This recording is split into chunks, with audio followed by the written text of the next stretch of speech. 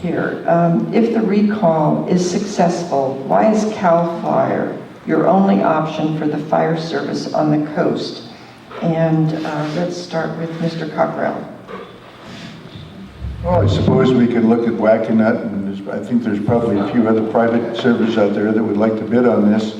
Realistically speaking, if you want a fully trained professional organization that you can deal with within your ability to pay, it makes sense. CAL FIRE is that choice. The grand jury has said it a number of times. And by the way, I urge all of you to read the grand jury report. It's available online. It's very simple.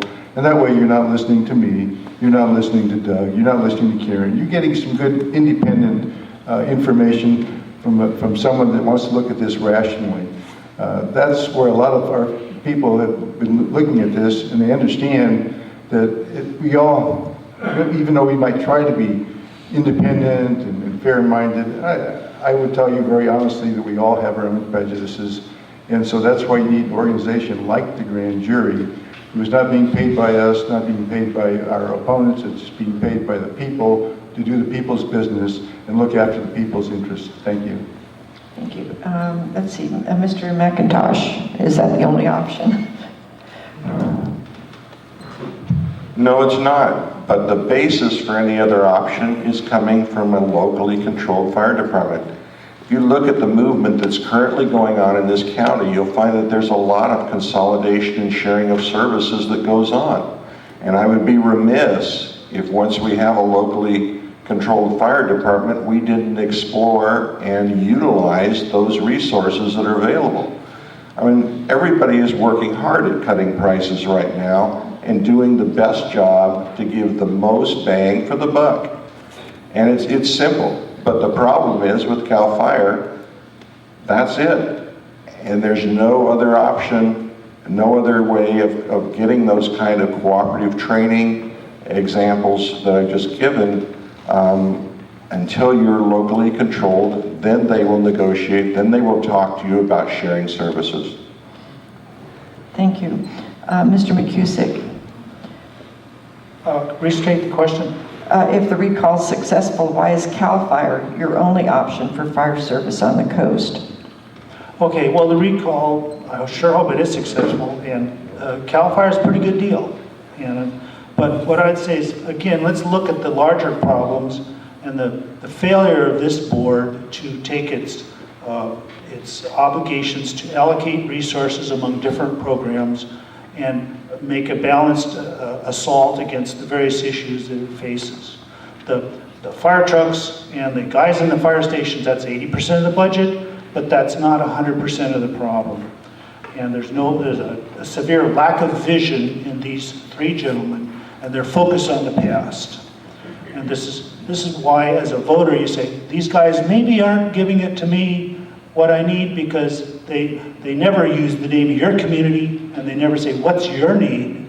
They're talking about fire trucks, and they're talking about ambulance staffing, but there's the realities of the diabetic comas, people getting old, and okay. Great. Thank you. Let's see, Mr. Riddell. Right, and that's why we're here right now. We actually formed a shared service committee a while back, and we started contacting other agencies within the county to find out what possible shared services would benefit both agencies. And we found several departments within the county that are more than willing to work with us. But the only way we can work with them is kind of a caveat to what we're doing now, but is if we have a standalone. We can do share HR, training, fire prevention, administration services. They're all willing to look in that direction, and that's kind of the way of the world. And we've already broached the subject with several fire departments, and they're more than interested in doing it. I think as board members, you should be looking at whatever's available out there and see what best meets the needs of the community. And I think this is one of them, and we should take advantage of it. Thank you. And let's see, Ms. Anderson, why is CAL FIRE your only option for fire service? CAL FIRE is not the only option. It is the only sane option. They have budgeted $2 million for transition costs.